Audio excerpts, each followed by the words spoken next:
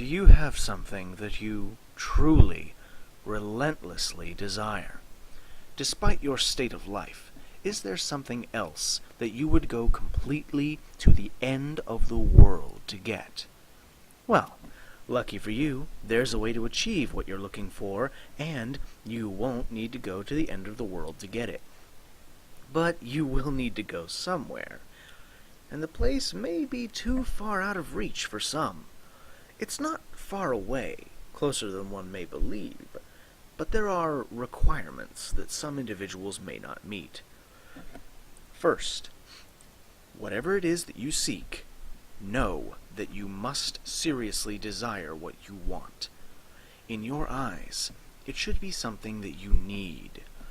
If you begin the journey without the correct state of mind, you will surely fail, as it will be near impossible to turn back once the journey starts.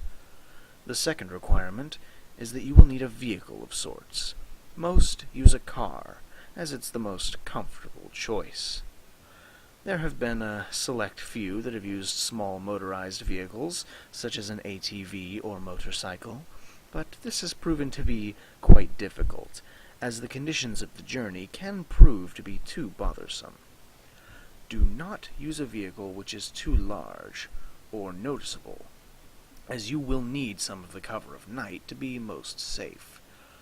Also, while any sort of car will do, you may not want to choose the most expensive or cherished vehicle. You can take your slick new black Mercedes for the drive if you'd like, but don't expect it to come back in a pristine state. Make sure your vehicle is completely fueled before beginning the drive. The first task to accomplish is to locate the road. It doesn't have a name, it's not on a map, and technically, it doesn't even exist. It will only show up if you're looking for it at the right time, and you will only spot it if you know what to look for. Now, finally, you must be alone during the journey. You didn't think you'd be able to go with a group, did you? It must be night when you begin. Choose the time of the night where you believe the roads are the least populated. Drive to any area that is just a stretch of road surrounded by woods. Now here is where you want to start paying close attention. If you're looking for the road, it will turn up eventually, but you need to search for the road's hint in order to pull down the right one.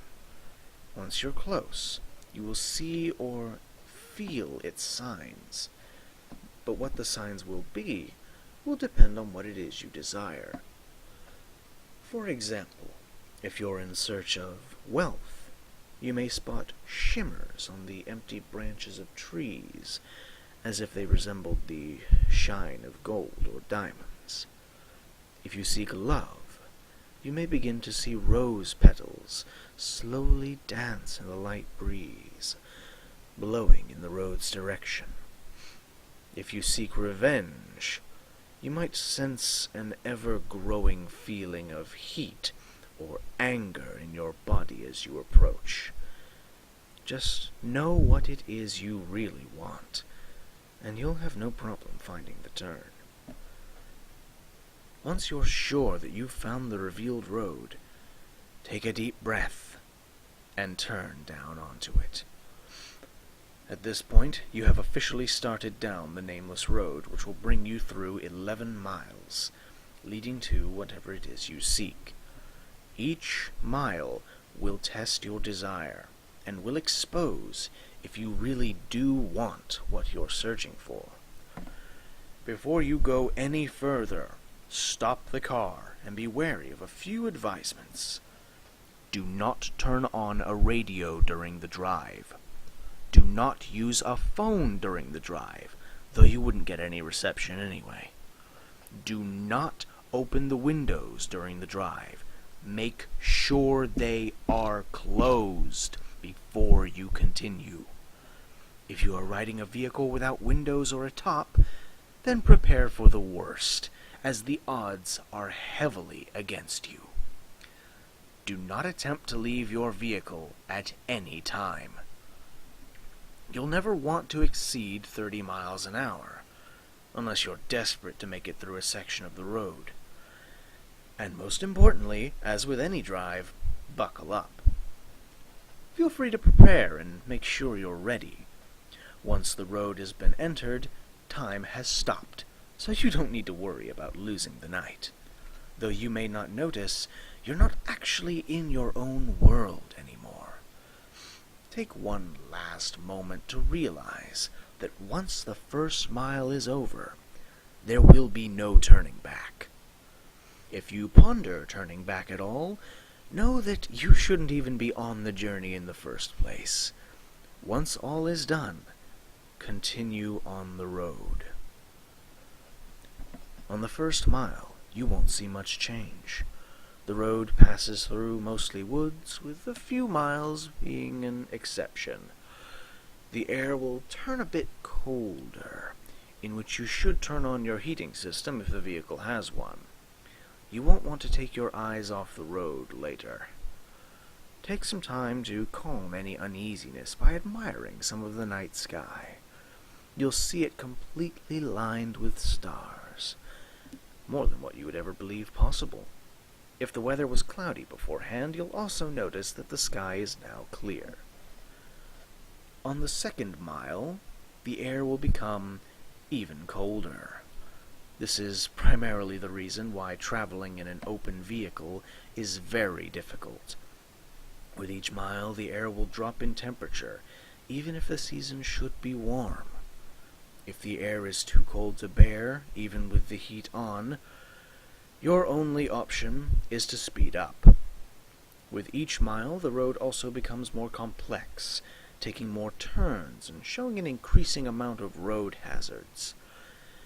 Be sure to always keep focused on the road in front of you in order to avoid as many bumps or obstacles as possible.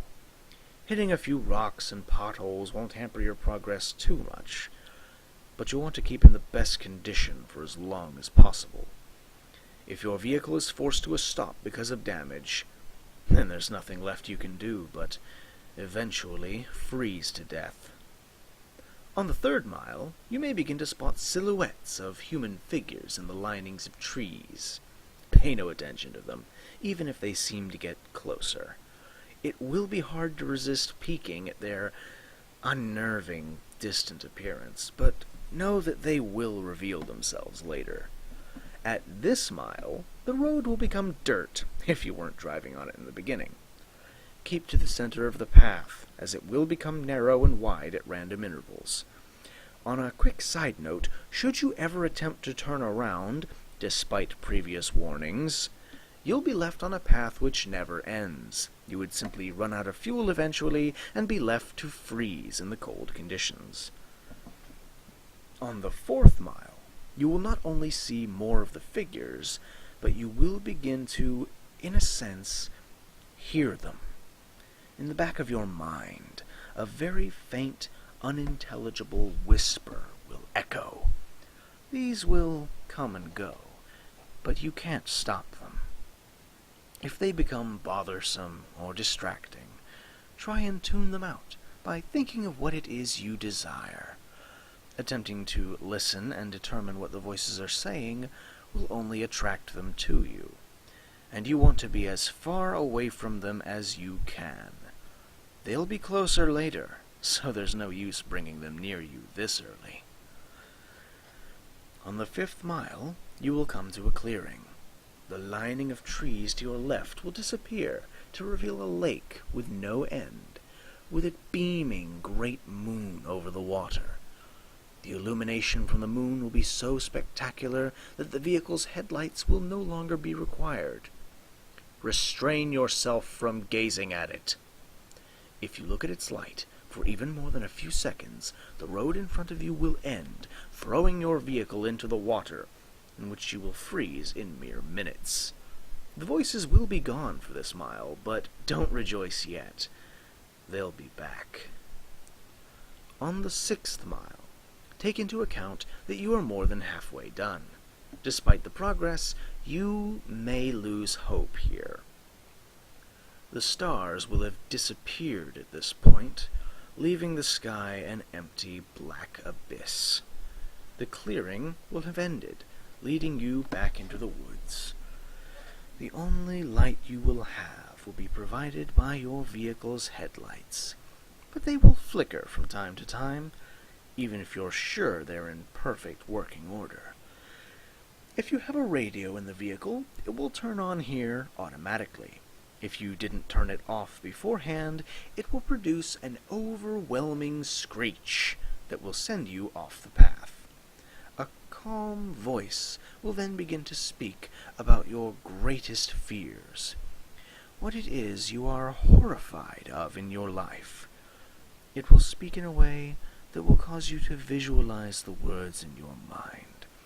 So don't listen to it. And if you begin to comprehend what it's saying, the horrors will prove too much for you to stay on the road safely. Attempting to turn off the radio will prove no use. Speed up if you need to. Just keep your mind off the voice as much as you can. As you approach the end of the mile, the voice will fade out of the speakers, leaving your ears at peace for now. On the 7th mile, the voices from the figures will return. It won't sound like a whisper this time, but more like distant screams, growing closer with each second. At some point on this mile, you'll hear one of them in your ear, as if one of them were right behind you. This is because one of the figures have found their way into your vehicle. Do not turn around. Their faces will shock you into paralysis, leading you off the road. If you don't draw attention to it, it will become disinterested and hopefully leave. These beings are said to be the ones who have traveled down this road before, but were not successful. They live the remainder of their existence suffering in the darkness, with their only goal being to bring other travelers down with them. It has been said from experience that these beings can't physically harm you, so as long as they don't cause you to wreck, you should be fine. On the 8th mile, slow down if you're going too fast. The road here takes very sharp turns, which, if overshot, will throw the vehicle into a pit through the trees. The cold is near fatal here. If you were to have a glass or bottle of liquid in your vehicle, it would be solid in seconds. The heating system will have become completely obsolete. Your headlights will flicker more, sometimes shutting off for a few seconds. You should brake if this happens, but do not completely stop. The figures will be following you at this point, and should you stop for too long, they will surround and trap your vehicle. More of their screams can be heard from outside your doors, sometimes even sounding of maniacal laughter. Their hands will claw at your windows, desperate to reach in and feel something living. Do not look at them. They won't block your windshield, and the last thing you want to happen is to crash and be trapped with them. If you don't make it from here, pray that it's the freezing that ends you. On the 9th mile, your vehicle will stall. The headlights will shut off, as will all other systems inside. There is nothing you can do to prevent this. What you will need to do is close your eyes and immediately attempt to restart the vehicle.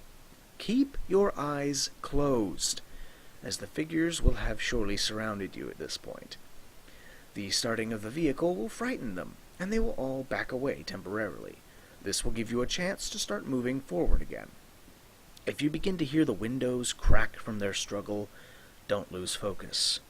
The beings can alter the vehicle, but remember that they still do not have the strength to physically affect you. You will hear nothing but their voices rampage in your mind, as there could be anywhere between 12 or 100 after you now. Once you start the vehicle, floor it. Floor it so long as you can stay on the path. When the mile's done, the beings will retreat. On the 10th mile, the voices of the beings will stop. If you were to look in your rearview mirror, do not actually do this. You will see them following you, but not as if they were chasing. They're watching you, as if they were seeing you off. As you go down the 10th mile, the road will be smoother, as if you were back on the 1st mile. The figures will be lining the sides of the path ahead of you. They won't be after you, but they will watch you as you pass. Some have theorized that the beings are impressed here, that you've come a long way on the journey to what you desire. This is false. They are not impressed, but they are happy. They are happy you are about to approach the next mile. They are happy because you are most likely going to your death. On the 11th and final mile, everything in your vehicle will lose power, as it did on the 9th mile. The vehicle would normally be immobile, but you will still be moving. An unknown force will be pulling you forward. In the darkness, you will see a glowing red light up ahead, as if it were a light at the end of a tunnel. Close your eyes and cover them. Do whatever it takes to make sure you do not see what you are about to go through. Covering your ears would also be helpful, but keeping your eyes covered should be a higher priority. The red light is another clearing, but there's no moon or lake this time. Once it's entered, unrelenting and inconceivable noises will sound from all directions. No amount of bravery and conditioning will spare you from these sounds.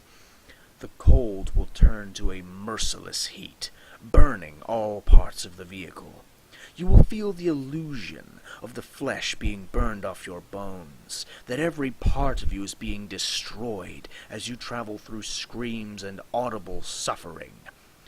As long as you keep your eyes closed and resist the urge to see where you are, you will survive through the suffering.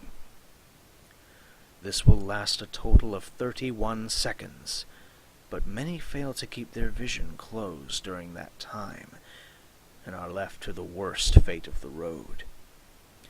Where is this mile located? Those who have survived do not know. Some have named it the transmission from hell, but whether it's part of hell is debatable. After the final mile, power will return. Stop the vehicle. Take a moment to possibly regain some of your sanity.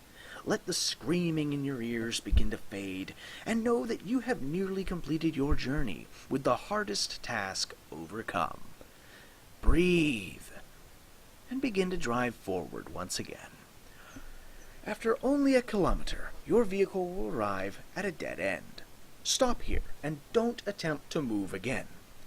Nothing will happen right this second, but don't be disappointed.